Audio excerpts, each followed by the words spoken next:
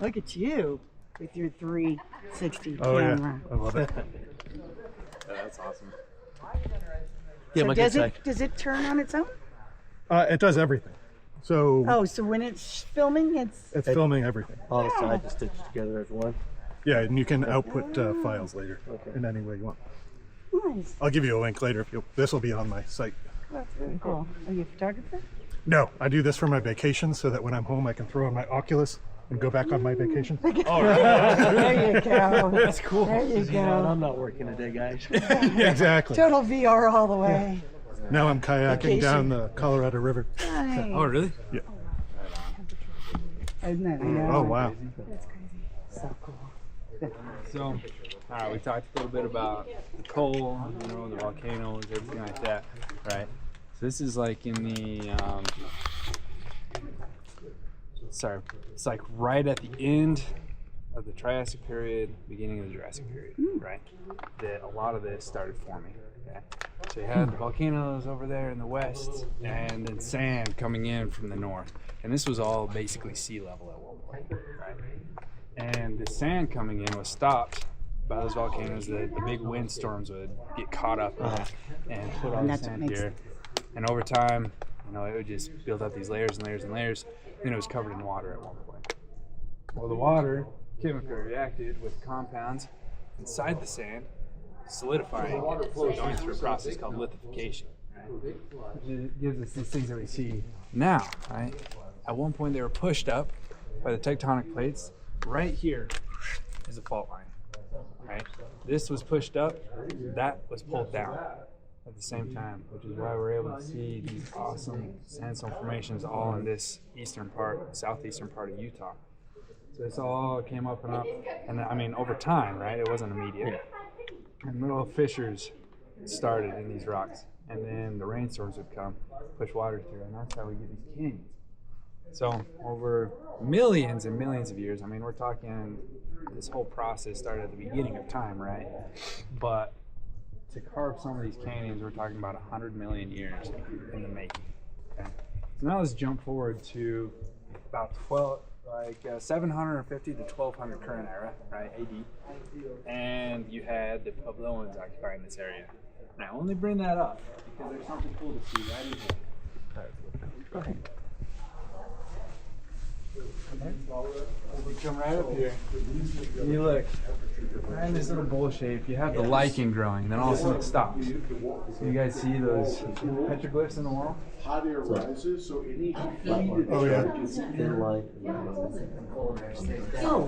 In the bowl. Yeah. I was looking in the gravelly. You see it? That's why he explained it so well. For you. See, it's all rough. The softest part. It's kind of shiny. So Almost those looks like are, a trophy. And then it's it's got kind of a guy with a shield body, right? To the left, you have some other little creatures or something of some sort. On the very far left, yeah, there you go. On the very far left, you have the three big lines. So oftentimes these drawings would depict things in the area, right? Direction, resources, or anything like that. And there's a good chance that those three big lines on the left are the three canyons in the area. So we have three prominent canyons. We have one right over there, this one, and the one that we're going to go to next. So anyway, and then some other stuff faded. But yeah, that's from somewhere between 750 to 1200 AD. So in that era, you think that was not just the top, that was where they were standing about? Yeah, and it very well could have been. However, So there's also a good chance that they, at one point, decided to use this part right here as a granary. They often use little cutouts like this in the canyons to store their seeds or corn or anything like that they would have. They would store in places like this because it would stay a lot cooler in the summers, as you could tell when we walked in, right? Yeah. So it could have still just been high up because when that water comes down, you don't want it to take away that food or anything like that you have stored because it'll come. So do you think this was underwater when they were there? No, I don't think so. I think the water has been gone for probably a solid 50 million years or so. It's been a very long time in the making. But yeah, we can now enjoy this beautiful canyon in front of us. I have a couple spots that if you want a picture, I know how to take a pretty good picture in there. But other than that, we can just kind of go and explore. That's crazy.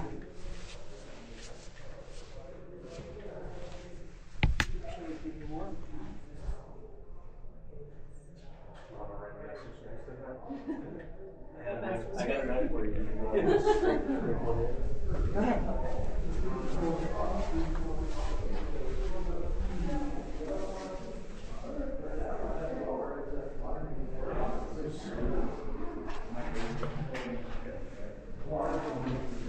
This is wild. Okay, turn around. Now look up.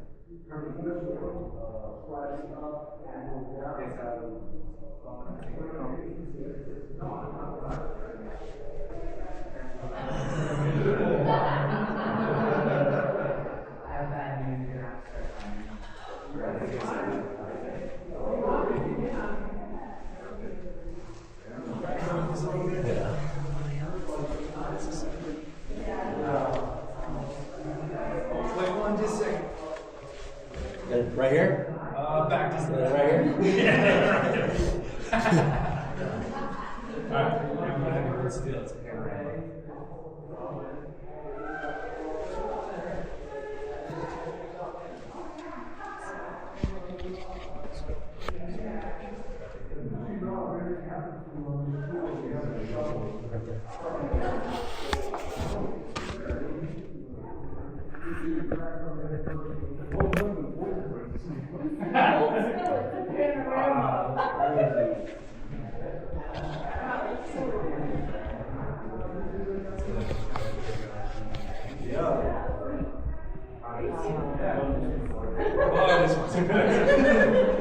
Alright, I'm gonna do the same with you. Let's get borrow this one.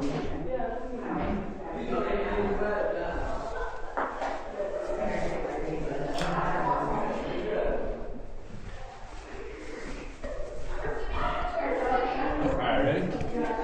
Hold still for me. Here we go.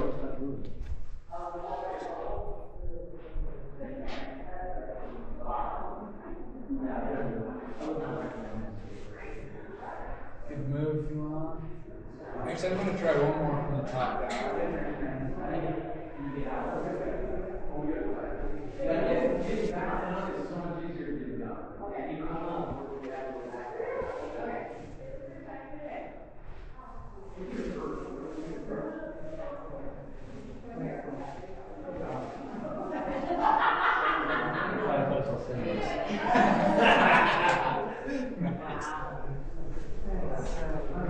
Yeah, that's a good little trick I like to use here. Just doing a panorama.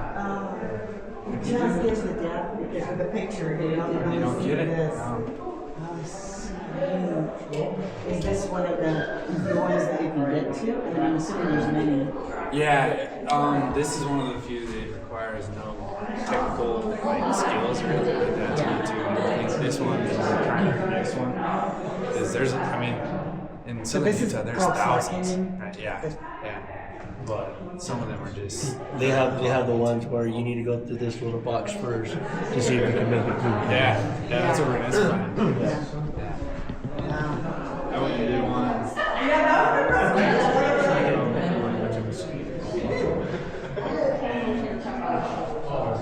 Hold my back.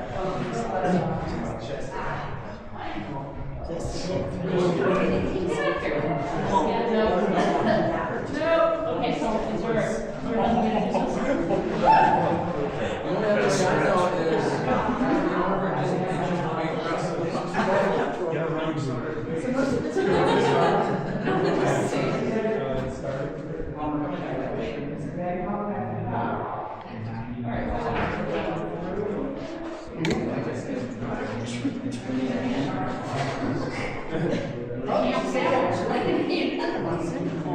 We got another group in front of us.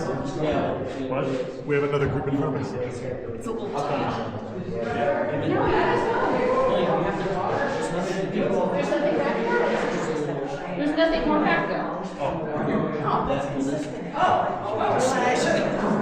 a little. I want to see your. I want to see you take your. Yeah, what's your technique?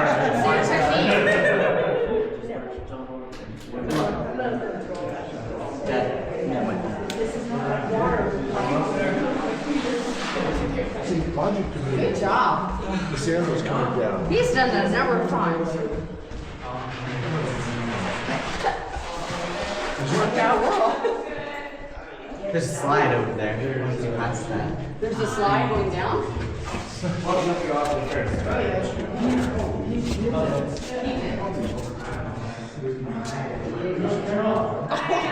I'm too short for this shit.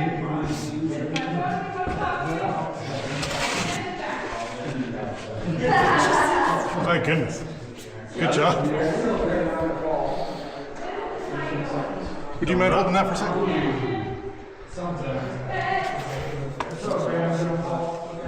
You want help? Got it. Okay.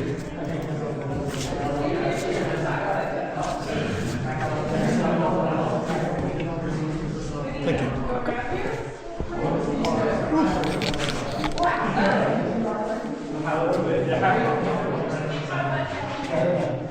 It's like Indiana Jones. Yeah, you've got to wonder about the first people that came back here. They're like, I don't know if I'm going to get back out.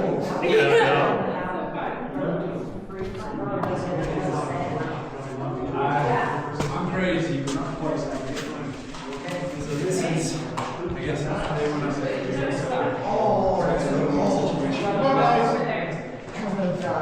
boost yourself up. Come on, guys, we're home right now. We're coming. Okay. This is called a slide. And you can kind of roll this way. And it's soft. Yeah.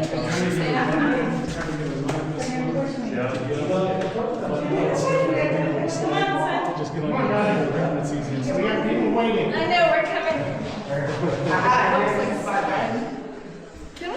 Get out on your button slide. I will.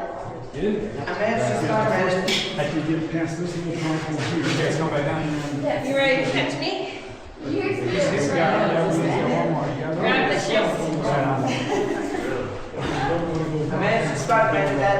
You were short, took off the shoes.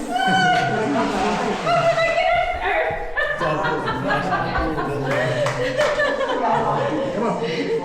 Don't drag your feet too hard. Just slide. Just Yeah. Let's go. That's not bad. Look at that. Isn't that pretty? Yeah, you just sprint out. Phone right over it. Right on. I was telling him about Angel's Landing, so when you get a chance, you gotta tell him whether it's worth it.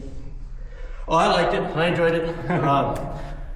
What got me was on some of those ridge lines, I stopped to take a picture, looking at the camera and my peripheral, I was like, oh, fuck, I'm done. No more pictures. Let me just get up there and get back down. Yeah. That's fair. One time I did it in December, and there was snow. That's a good idea. It was pretty slippery. I'm like, oh, And then with this, on that sandstone, it looks like a truck, but it's got that thin layer of ice on it. Yeah. Yep. You gotta see it. Robert's so tall, he can step down.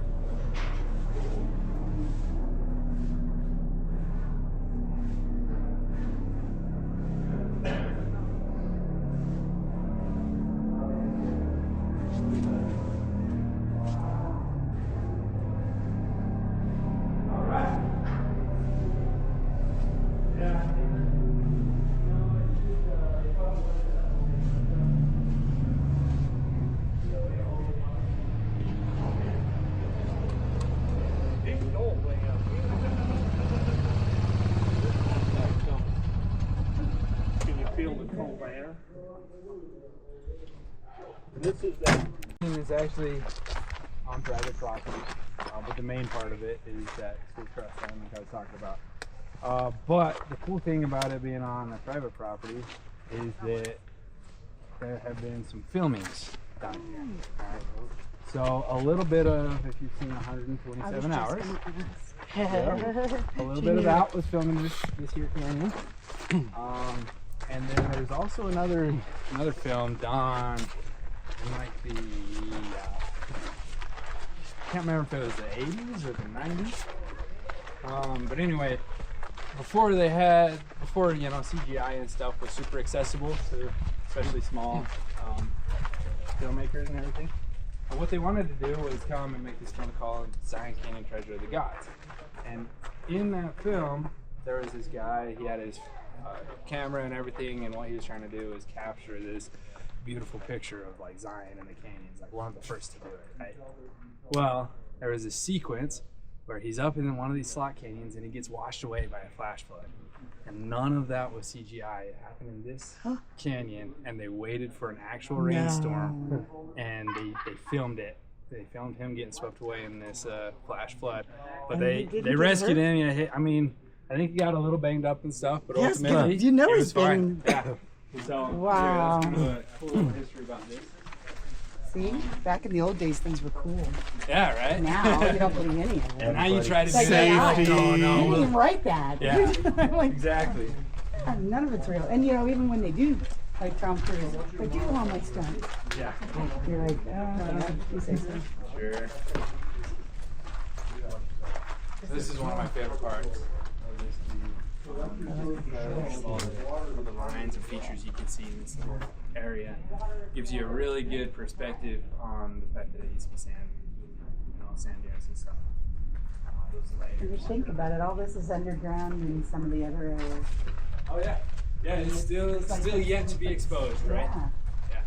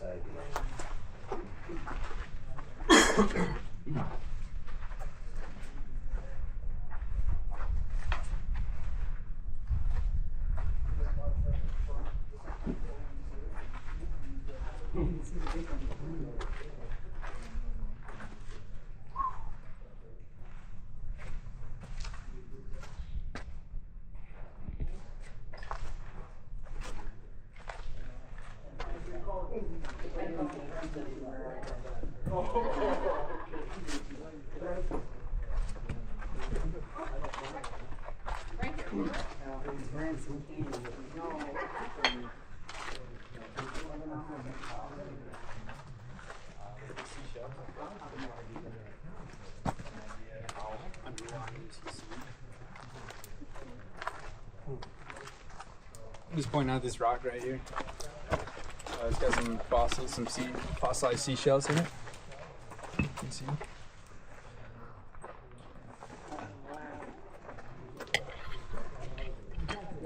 No, he says you were too late for that demonstration. Just keep on moving.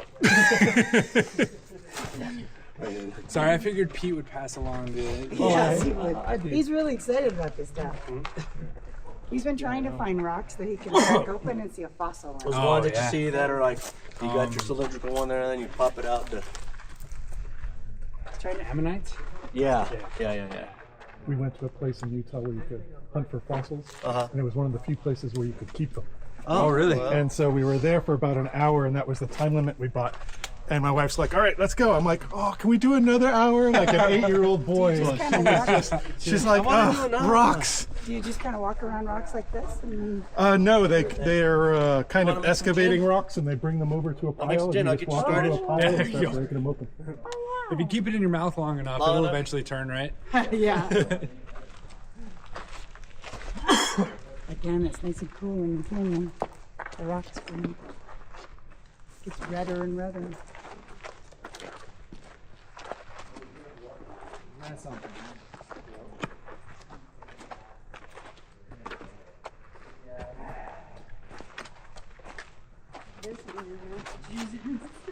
I still think that it like breaks away because it's complicated, but it breaks, like something broke off of it. What made you guys come out here? When? What made you? Yeah, what made you the idea? I didn't want to leave the country and I wanted to do something interesting, so Utah it was. Good selection. Did I hear you were from Mass? Yes. I've got family all over. I lived in New Hampshire for a little bit, and I went to school in Boston. So I lived in Medford. Dang, I can't. My dad is Cambridge, and my mom is Dorchester. Oh, small world. We're in New Hampshire. Greenville, right over Route 3, just past the border. Yep. Yeah. We're from Kingsborough, which is Oh, yeah. on the border. Yeah. Yeah, I've got family everywhere. Yeah. Not Usually people not don't sure know. exactly where that's at relation to Paul Revere's hotel, that oldest working hotel. Oh. Is that Bunker Hill? Yeah, up there Yeah. by Bunker Hill. Stood up in that one. Yeah. Walked around during their first blizzard of the season, 21-foot snow drifts. But that was fine because I had some hot chocolate and some whiskey. Yeah. That cures just about everything. At least that's what they say. That WD-40.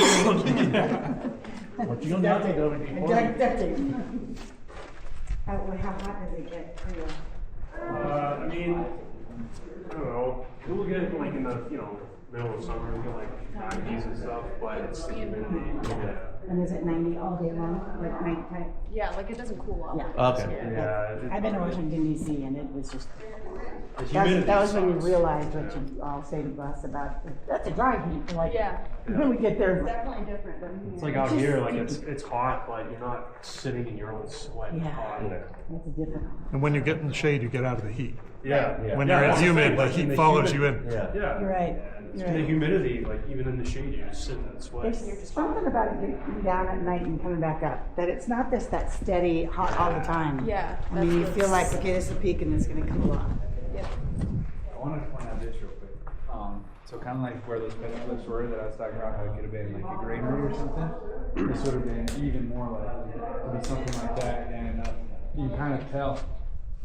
I don't know if you've ever been to somewhere like Mesa Verde or anything like that, but if you go there, and you look at the ceilings, you'll see something almost exactly like this line right here. And that tells you pretty consistently that there was a wall built at some point right here to keep that food in, or something like that, or even a dwelling, but less likely in a canyon like this because of the water. When you have your monsoons, do you joking? Is that they forecast any storms going to come in the next couple days? And so you expect until about the filming. I mean, they had to have known meteorologists predicted something's coming in. So you can Yeah, prepare to get out. they do. It's pretty good. The issue is, so you only have to have 0.03 inches of rain an hour to have a canyon like this flood. And so it's like almost nothing, and it'll be like a life-threatening flood. So that's just rain. And that's just rain. It's just like in And town, so- it's just rain. Yeah, and so if we're like looking at the forecast and stuff, we like to look at the radar, because just like Pete was saying earlier, it doesn't have to be raining right here. It can be raining, miles away up there, and it'll run off.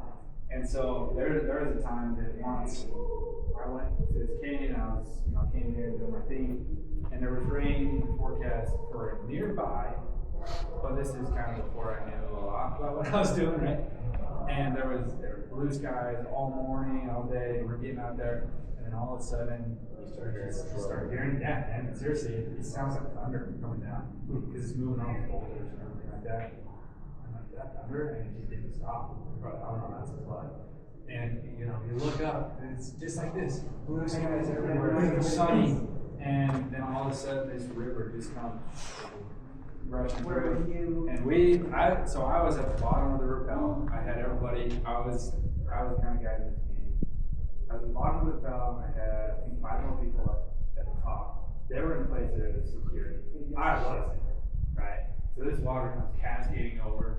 Freaking boulder like this size comes, smashes me in the head, pushes me under the water. I'm still on the rope, so I get myself off the rope. I get up out of the water, I scream up at them, I'm like, are you guys okay? They say, yeah. I book it out of there as fast as I can because we're luckily in a canyon not quite like this, where there was some sides. So I can't get up on the side, the water goes away, right? And we're like, okay, well, and they're still at the top. They finished coming They are down. in the middle of. Well, they were at the second rappel, so there was no way getting out other than rappel down, right? So the water kind of leaves, right? And we start rappelling again, and then it starts pouring. It's everywhere. And I'm like, all right, we gotta get out of here. Either we gotta get out of here or we gotta wait and the storm out, right? So we're sitting there, we're trying to figure out what to do. And I go, let's give it 10 minutes. If nothing happens, if the storm subsides and nothing happens in 10 minutes, then we'll rappel one for the way out. So we sit there kind of in a high and dry spot. Like, the alarm goes off after 10 minutes. And I kid you not, at the same time my alarm goes off, another wave is comes washing over. I was like, man, if we didn't give us the 10 minutes, we were dead. It was crazy. And it was like one of these guys? No, it was just my friends and stuff. Yeah, they were These were friends. more extra. Yeah, right. Yeah, just those kind of people, you know, whatever. Those that But- understand. But yeah, we did end up having to. There is like a steep way out. We ended up kind of crawling our way out, hiking our way. Because you climbing our couldn't way go out. the way you normally We couldn't would go. have done that. And your cars and so forth weren't in it. No, they're Wow, live and learn. yeah, I mean, there's times where it's flooded in here above our heads. Like that's how much water can come down. And that's just one storm. Yeah, yeah. What'll happen is, it's got this big watershed at the very top, and there's several different main places that we do entrapment, and then break and cascade down here. And so if it's raining all over the area, that'll fill really quickly, and that's when you get those big massive floods. Yeah.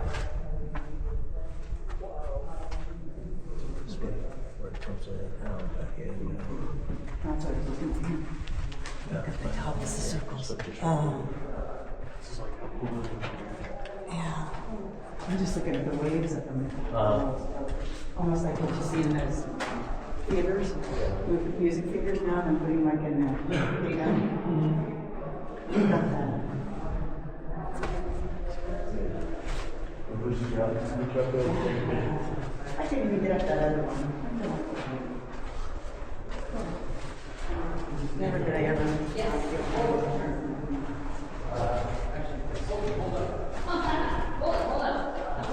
Careful with mud in there. Oh, is there a bunch of mud still? Look at your shoes, I'm like, I don't see any, man. No, deep mud. You gotta stay out of the mud. Is that what You don't have to walk through Was the that not mud the to start know of your that. conversation? You're so smart. There are some people that learn the hard way than others, you know. That's why we let you guys go first. Very smart. Our tour guide taught us. He said, watch them, watch them.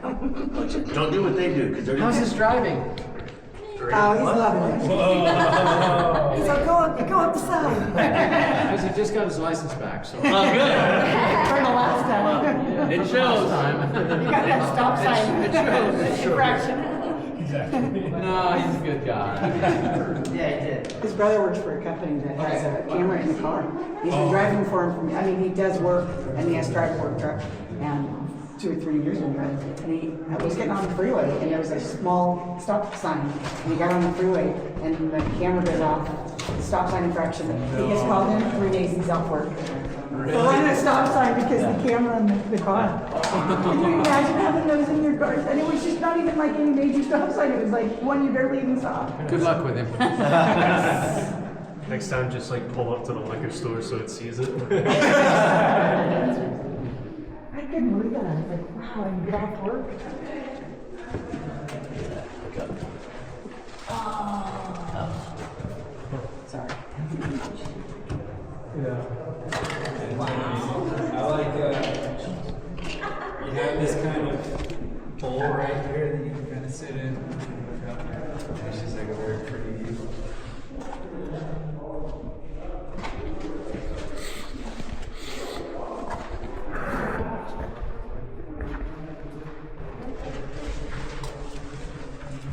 your wife a tour guide also?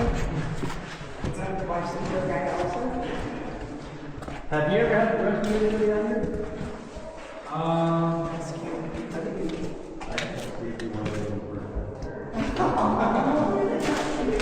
Not personally.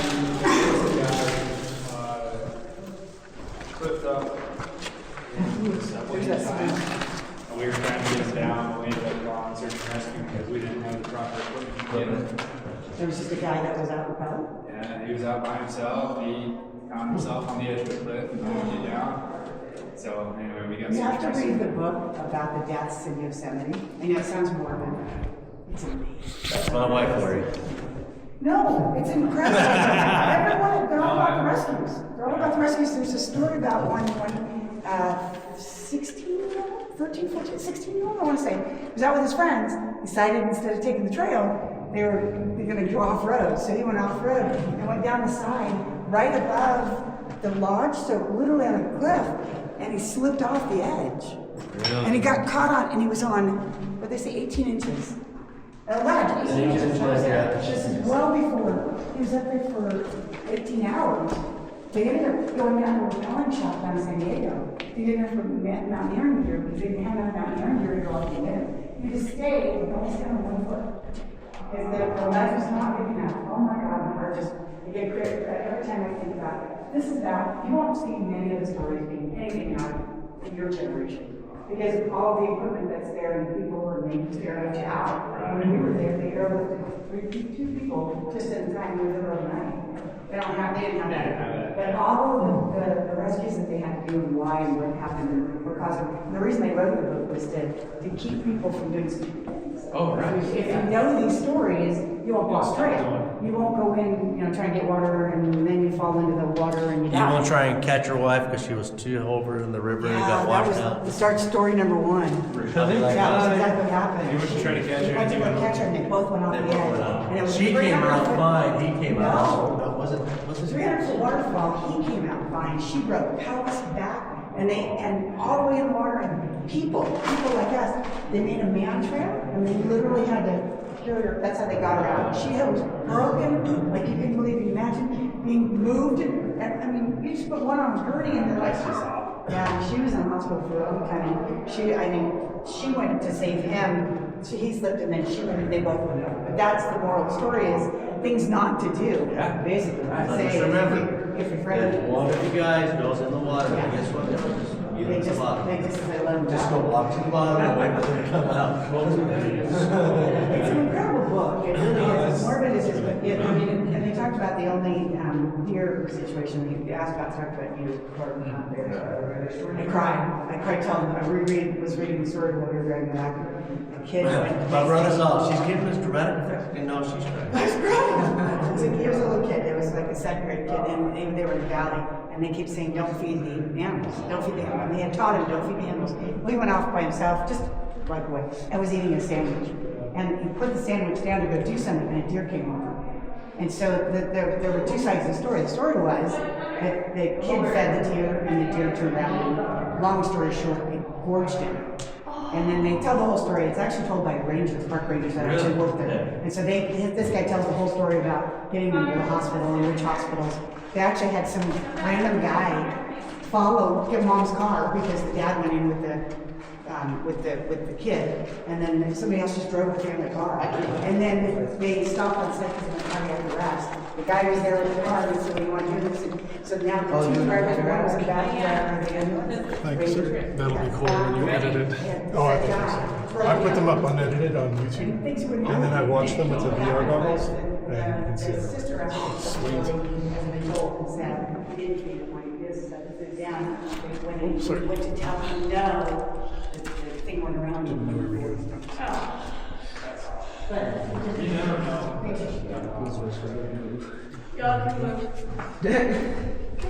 Did I move a little early?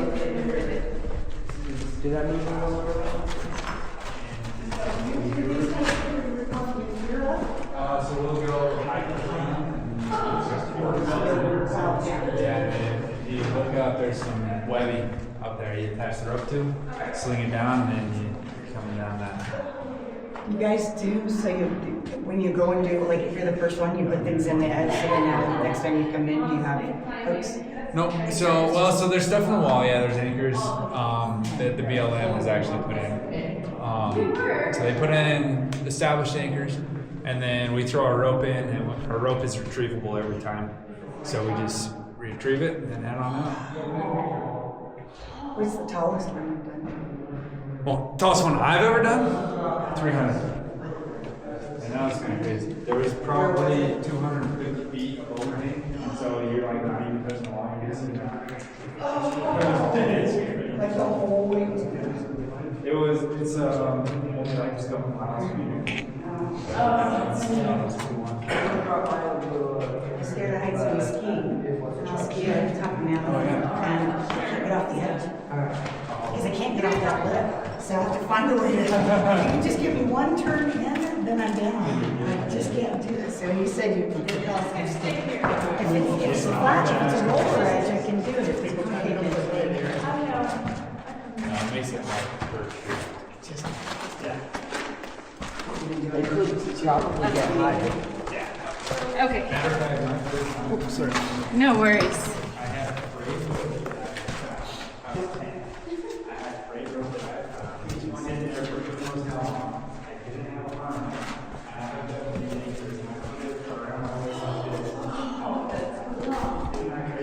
No, what I know now, I'm like, I could have been in a pretty rough situation.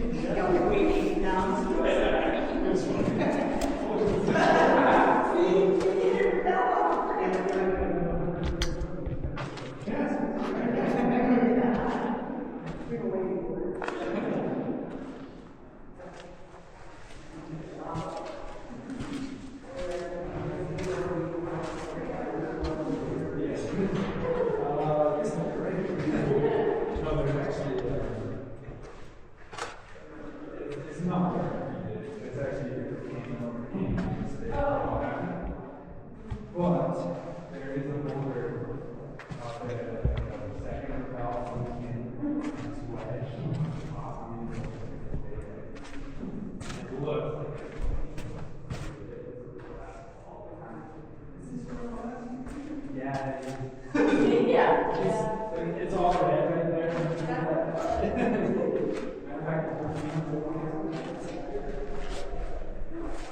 Yeah. You've seen that? Yeah. Honestly, I was like that. Really quiet? Oh. Yeah, that's fair. You didn't enjoy watching a guy try to cut his arm off for 127 hours? Yeah, no. It's like, can't see it, dude. Yeah.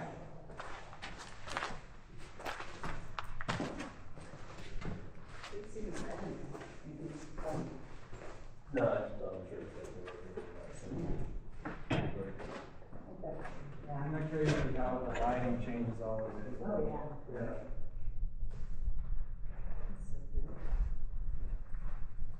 Yeah, I like to come to this one this time of day because otherwise it's just completely dark in there. But because of how high the sun is far away.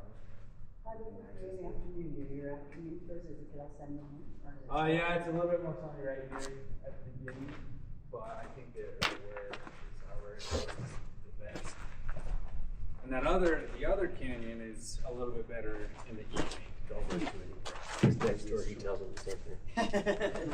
yeah, you're the best. Yeah, That's the best time. the best time. Best time. You guys made the right choice. We work for colleges, so we know how to fluff the fact. Oh, yeah. So don't worry, we get it. We're not geologists. What do you guys do for the college? So I now work for the state chancellor's office, but I'm communications, but I put together teams, so I'm marketing director. Oh, nice. In my past life. Now I work for college. And he's an electrician. Oh, right on. Nice, I'm an architect. Electrician, architect. What do you guys do for work? Residential, commercial. Manage a Both. cardiology practice. We can make some big money down in the Pasadena area and the Eaton fires, where our fires were. Everybody's trying to build new houses, and needing the architecture. Yeah, I hear they're having a problem permitting. Well, Their permitting trying to- department's They're trying to overloaded. streamline they're trying to streamline that process, which, you know, I don't know how you streamline it, but, you know, they'll As soon start as you getting a hear, when you backlog. hear streamline here, Yeah, make it why? more dangerous. Yeah. Yeah. Well, how would you streamline? I mean, what corners are you gonna cut? You either hire more people Yeah, to process things. that's exactly. The problem is they're all old guys like us. There's no young people in the profession anymore. Yeah, that surprises me because I knew people, even I wanted to be an architect. I guess I thought it'd be a cool thing. Well, I'm talking more permitting. Oh, you're right. You're right. When I take the classes, I take classes with permitting people, so I know what they're hearing. Oh, that's a good. Then I. And what you find is I'm the youngest guy in the room. Wow. And it's kind of scary because you've got all these guys are getting ready to I retire. was just gonna say sometimes they're crotchety old men that are like. We're all crotchety old men. Yeah. You've learned enough to know enough to get upset. There are times. Like, though- really? Just do what I asked you to do. How was then- it, John?